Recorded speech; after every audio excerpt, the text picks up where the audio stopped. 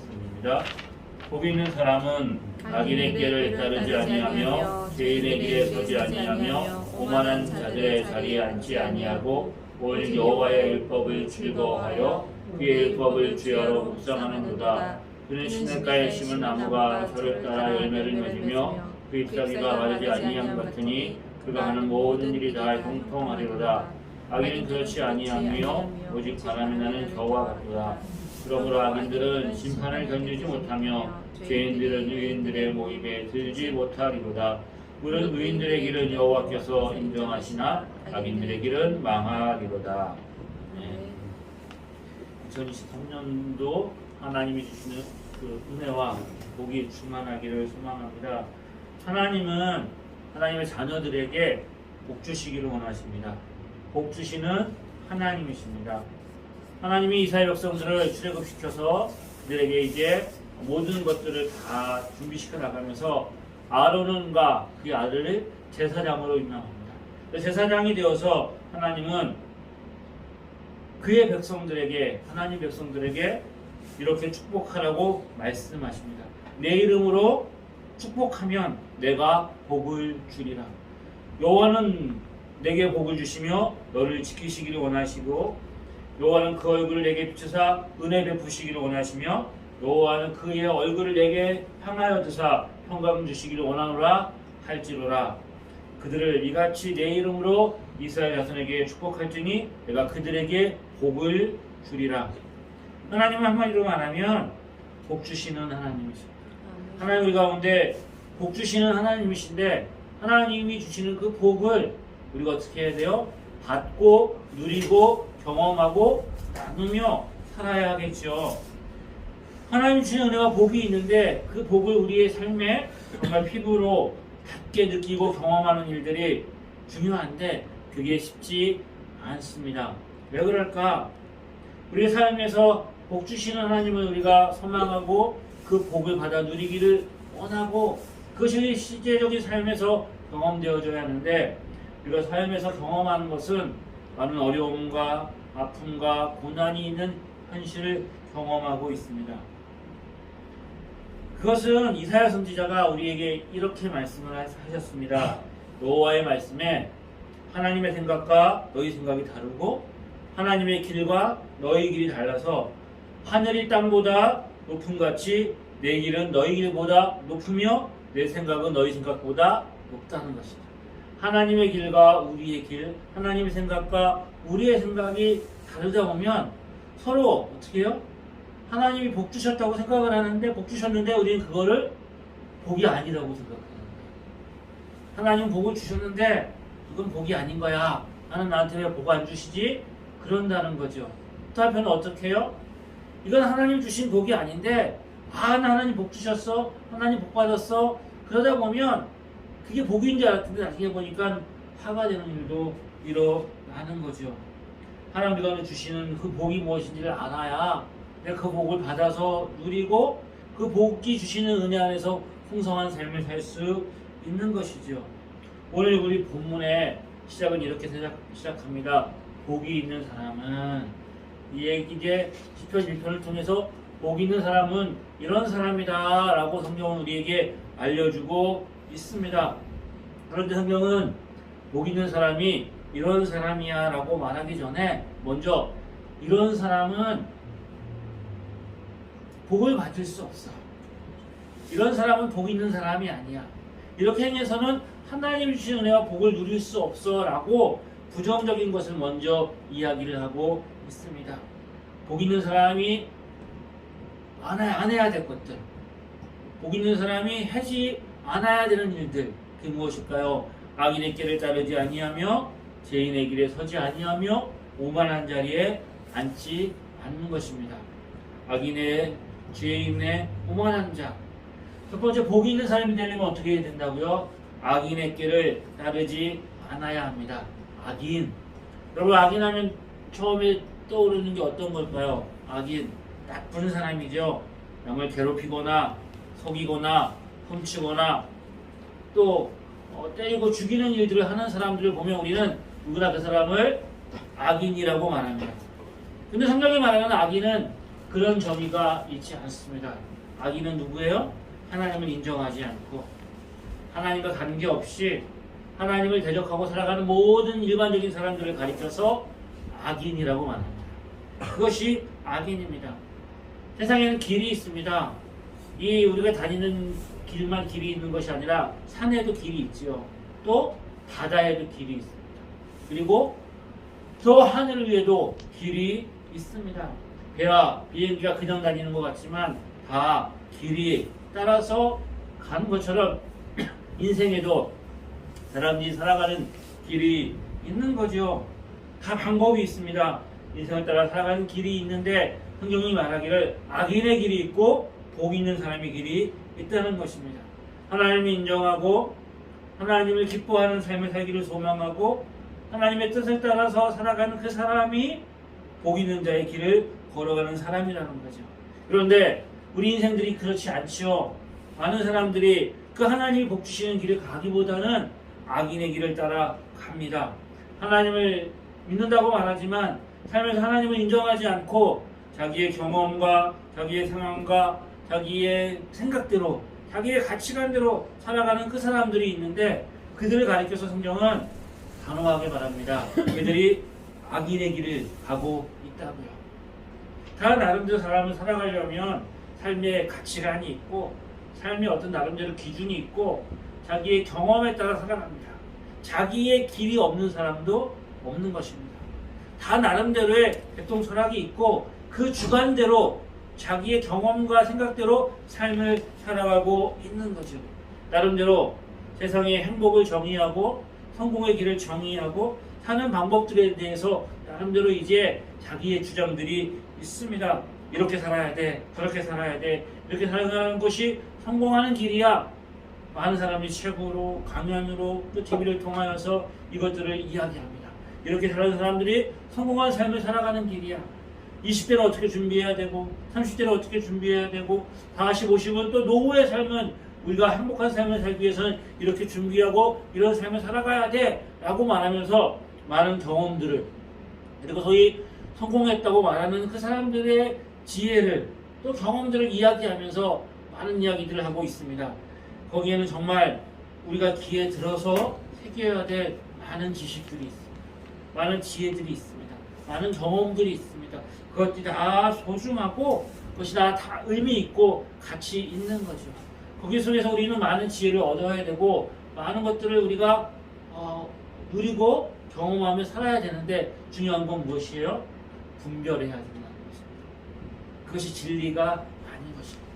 그들의 상황이 있고 그들이 처해진 어떤 경험이 있고 얼마든지 성공할 것들을 잘 포장해가지고 거기를 통해서 일반적인 원리를 뽑아낼 수 있는데 그때는 다 시대의 상황과 그 형편과 그 사람이 처한 처지와 이런 것들이 다 있는 거죠. 그 속에서 그 사람이 어떤 것들을 경험하고 얻어냈는데 그건 다 무시하고 일반화시켜서 사람들에게 이야기하게 될 때 그것이 어떻게 돼요? 자기 개발, 열심히 무엇인가를 따라서 그렇게 하면 어떤 걸 얻을 수 있어야 라는 것들이 세상에서 우리에게 주어지는 것들인데 뭘 해야 된다고요? 우리가 분별해야 합니다. 많은 정보가 있고 많은 이야기들이 있는데 그것들 속에서 악인의 깨가 있습니다. 악인의 깨가 있어요. 그 악인의 깨를 따라 걸어갔을 때 우리의 마음이 어떻게 해요? 흔들리는 거죠. 하나님의 말씀보다 하나님 주신 어떤 진리보다는 사람들의 말과 세상의 정보를 따라 살아갈 때에 우리의 가치관이 흔들리게 되어주는 거죠. 그들에게 성도들에게 말합니다. 많은 사람들이 하나님 백성들에게 말합니다. 이렇게 살아가는 것이 지혜롭게 사는 것이고 성공하는 길이야. 행복하게 살려면 이 길을 따라가야 돼 라고 이야기를 하는 거죠. 악인의 길에 서다 보면 어떻게 됩니까? 악인의 길을 살아가다 보면 놀랍게도 그들은 죄인의 길에 서게 되는 거예요. 어떻게 해야 되는 거예요? 들었던 것들을 행동에 옮기게 되는 것입니다.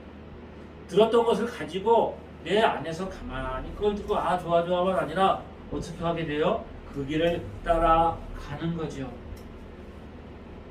많은 사람들이 자신의 행복을 위해서 성공을 위해서 자신을 합리화시키고 정당화시키고, 그리고 얼마든지 다른 사람의 것들을 이렇게 속여서 자신의 이익을 취하는 것을 정당화시키는 거죠. 요즘에 집값이 많이 떨어집니다. 집값이 막 올라갈 때 많은 사람들이 이렇게 해야 돼요. 이거 지금이 마지막이에요. 여러분들 영끌입니다. 여러분들이 영혼을 끌어서라도 이 집을 사야 돼요라고 해가지고 많은 사람들이 빚을 내가지고 집을 샀어요. 집값이 많이 올라갔어요. 근데 지금은 금리도 오르니까 집값이 떨어지는 거예요. 그때 집을 사야 된다고 많이 외쳤던 사람들이 지금 뭐라고 말해요? 집값이 떨어지니까 지금 떨어지고 있는데 지금이 또 집을 사야 될 때예요. 여러분 지금 집 사지 않으면 후회한다는 거예요. 이러면서 그렇지 마치 자신들이 가지고 있는 정보와 경험들이 그 홈쇼핑에서 마지막 이제 얼마 안 남았습니다 하는 것처럼 이야기를 하는데 그 뭐예요? 정말 필요한 사람들이 이익을 얻기 위해서 그 이야기를 해주는 것이고 그 정보를 주는 것이 아니라 자기의 이익과 자기를 후원하는 소수의 사람들의 이익을 위해서 얼마든지 자신의 말을 바꿔가면서 자기 이야기가 정당화된 것처럼 그가 한 말과 행동에 대해서 어떻게 해요? 사과도 하지 않고 내가 잘못했다고 말하지도 않고 오를 바꿔서 가지고 지금 내가 말하는 것이 정말 사실인 것처럼 이야기하는 게 그렇게 살아가는 삶의 현실입니다. 그러다 보니까 우리도 그렇게 살지 않으면, 그렇게 행하지 않으면 이 땅에서 행복할 수 없을 것처럼 생각을 하는 거죠. 사단은 끊임없이 어떻게 해요? 우리의 마음을 충동질합니다. 마귀가 무슨 능력이 있어가지고 우리 영을 휘어잡아서 우리로 하여금 정말 그 조정해가지고 어떤 일을 하게 만드는 일들이 있습니다. 귀신 들린 그 영적인 역사들이 있지만 그런 일들보다 마귀는 어떻게 해요? 우리의 마음을 자극합니다. 충동질해가지고 정말 우리 삶에서 이거 이렇게 하지 않으면 아무도 보는 사람 없어. 아무도 보는 사람이 없어. 남들도 다 그렇게 살아가는데 너라고 뭐 특별하냐? 다 그렇게 사는 거야 라고 말하면서 우리로 하여금 죄인의 길에 서게 만들죠.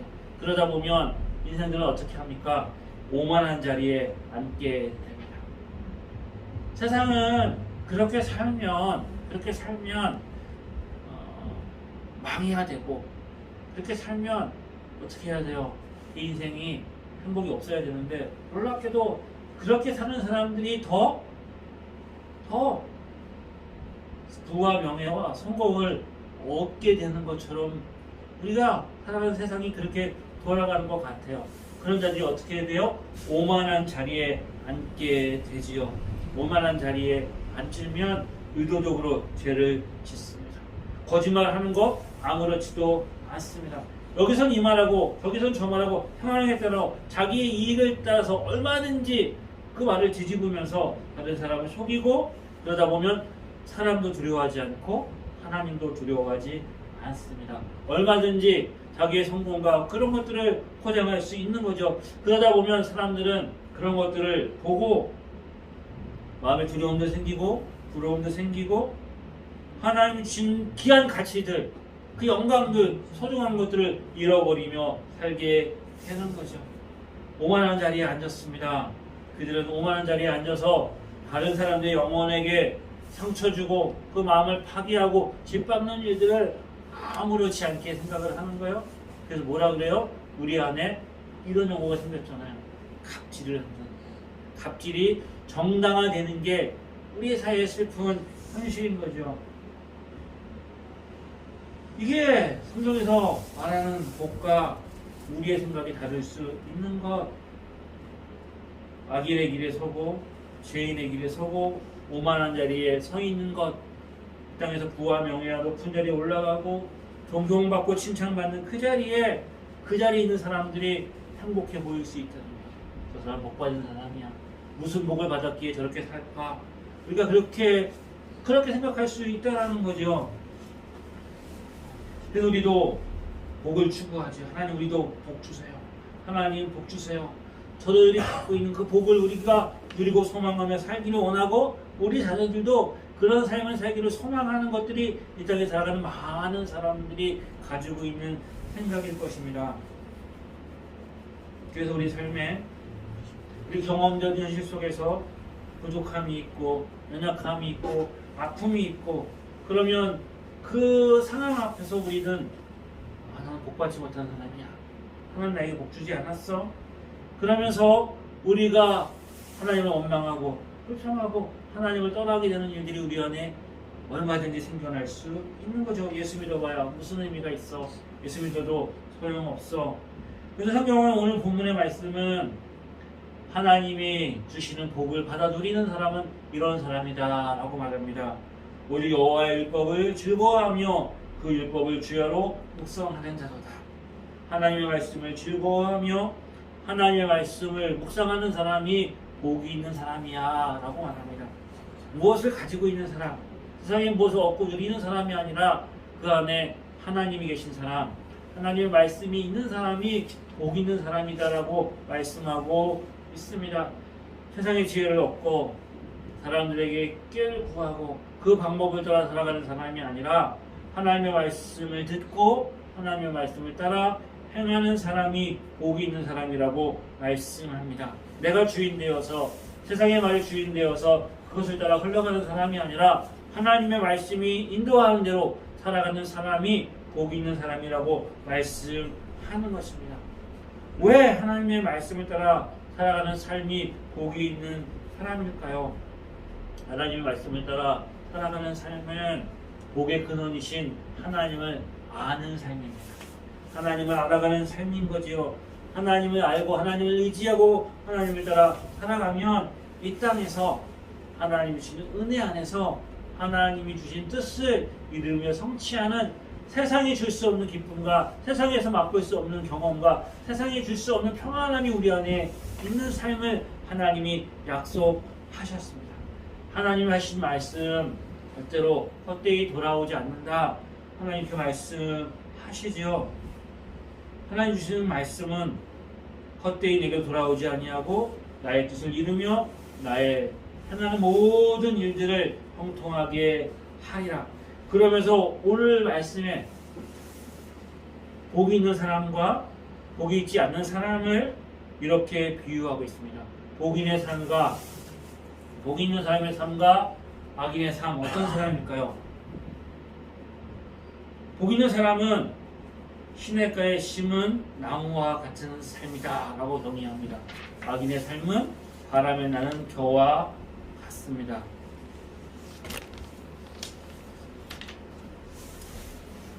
3절 말씀, 4절 말씀 같이 한번 보겠습니다. 그는 시냇가에 심은 나무가 철을 따라 열매를 맺으며 잎사귀를 마르지 아니함 같도다. 그가 하는 모든 일은 다 형통하리로다. 악인은 그렇지 아니하며 오직 바람에 나는 겨와 같도다. 시냇가에 심은 나무와 바람에 나는 겨, 차이가 있습니다. 엄청난 차이가 있죠. 어떤 차이가 있습니까? 하나는 생명이 있습니다. 하나는 생명이 없습니다. 저는 이 가을에 출수하면 알맹이를 까고 이 버리는 쓸모없는 것입니다. 가치 없는 것입니다. 그래서 주님은 복을 받은 사람을 뭐에 비유합니까? 시냇가에 심은 나무와 같다고 말합니다. 겨는 아무리 수북히 쌓아놔서 정말 그것이 태산같이 있고 대단하게 보여도 바람이 불면 다 흩어지고 다 사라져 버리는 것입니다. 바람이 불면 다 날아가서 쓸모 없습니다. 세상에 복을 누리고 있다고 생각하는 사람들의 삶의 모습을 성경은 이렇게 말합니다. 이 세상에 거세 잡은 사람들이 바람에 날려 겨와 같이 흩어지는 것을 우리는 지켜보고 있습니다. 이 땅을 살아가면서 우리의 삶이 어려운 것은 악인의 길을 쫓고 죄인의 길에 서고 오만한 자리에 서 있는 그 삶이 겨와 같은데 그 모습이 정말 너무나 화려하고 찬란하고 매력적인 것처럼 보이는 거예요. 모래 위에 성을 쌓은 건데 그것이 너무나 멋있고 너무나 행복해 보이는 거예요. 바람에 나와 바람이 부는 날아가 버리는 겨와 같은 인생인데 성공한 것처럼 보여서 성도의 어려움이 삶의 현실의 어려움은 겨가 수북하게 쌓여 있는데 거기에 복이 있고 거기에 행복이 있고 그게 멋있어 보인다는 거예요. 그런데 시냇가에 심은 나무는 어떻습니까? 시냇가에 심은 나무가 잎사귀가 풍성해지고 열매를 맺는 것은 어떻게 보면 한순간인 것 같아요. 나무가 자라는 게 눈에 보입니까? 나무가 자라는 게 눈에 보이나요? 겨울에 메말라 앙상한 가지, 지금 거리에 있는 그 앙상한 가지와 같은 그 겨울의 현실을 바라보면서 그 나무가 이제 열매를, 잎사귀가 풍성해지고 열매 맺는 것들을 우리가 기대한다는 것, 우리 인생 가운데 너무나 먼 이야기처럼 들리는 거죠. 하지만 그 안에 뭐가 있습니까? 뿌리가 있고 자라고 있고 생명력이 있는 거예요. 자라고 있는 거예요.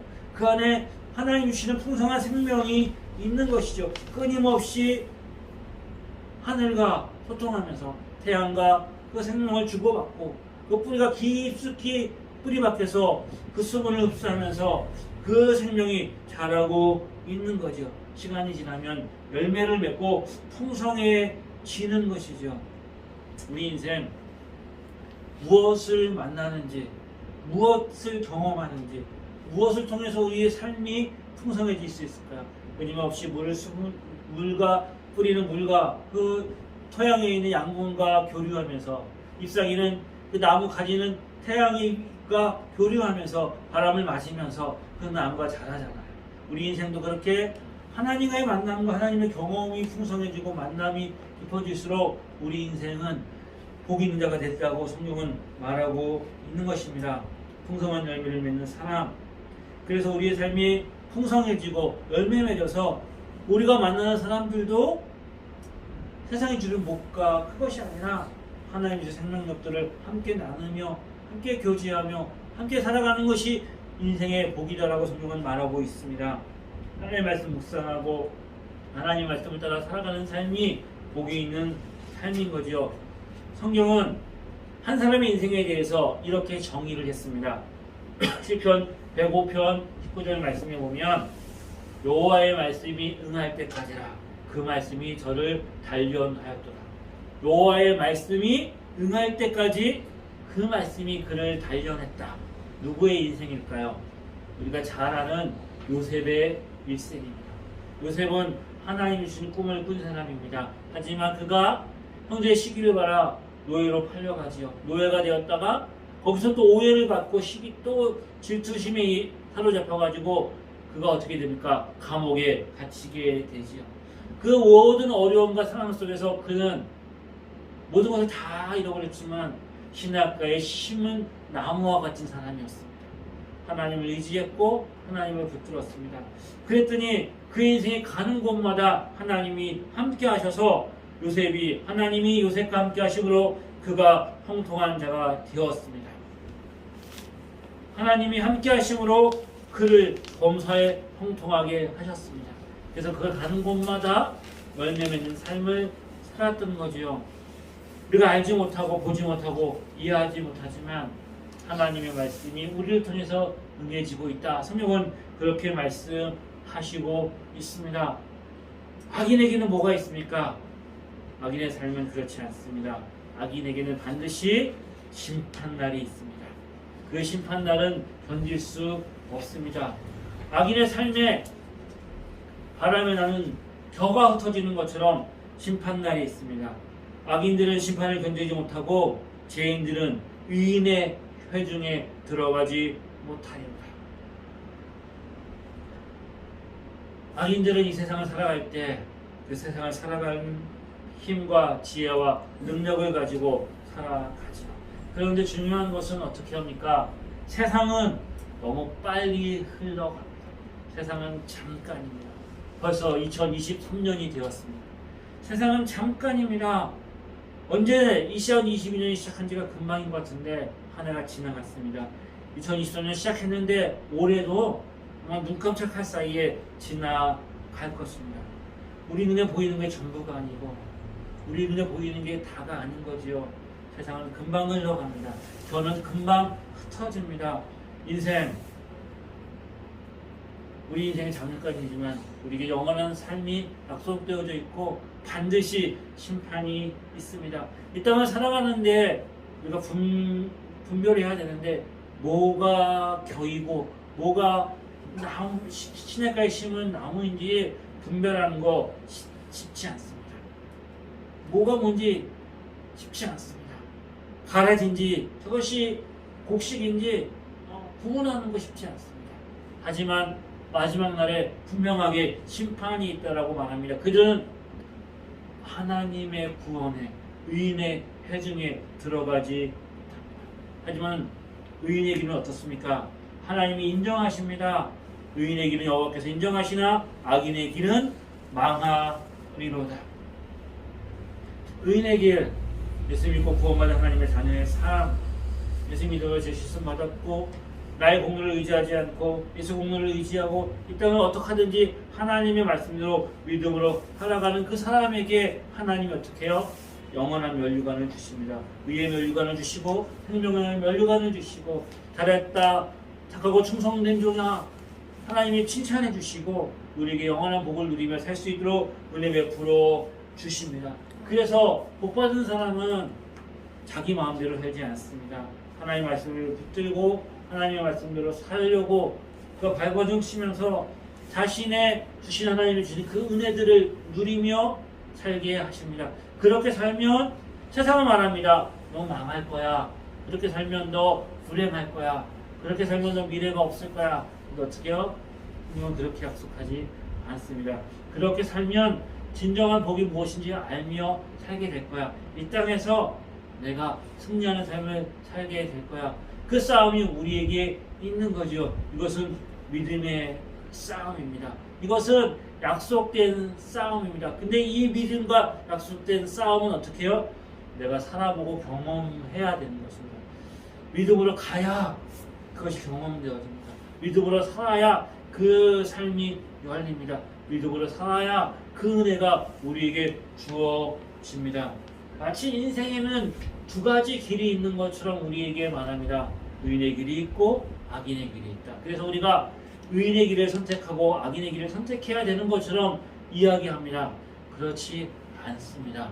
저와 여러분 어디에 있는 사람입니까? 우리는 이미 의인의 길에 들어선 사람입니다. 의인의 길에 들어선 사람인 것입니다.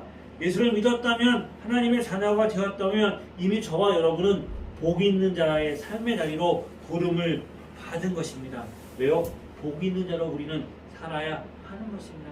세상대로 살 수 없습니다. 세상의 그 유혹과 거기에 우리가 잠깐 빠져들 수 있습니다. 그 세상이 주는 유혹에 그 말에 잠깐 빠져서 우리의 거기에 마음에 혹해서 잠깐 그 길에 갈 수도 있습니다. 죄인의 길에 설 때도 있고 때로는 우리가 오만한 자리에 앉을 수도 있습니다. 하지만 금방 깨닫게 됩니다. 여기가 내가 있을 자리가 아니구나. 여기가 내가 서 있을 자리가 아니구나. 여기가 내가 지금 잘못된 길을 가고 있구나 라고 우리는 본능적으로 생명이 있기 때문에 압니다. 하나님 그냥 버려두지 않으십니다.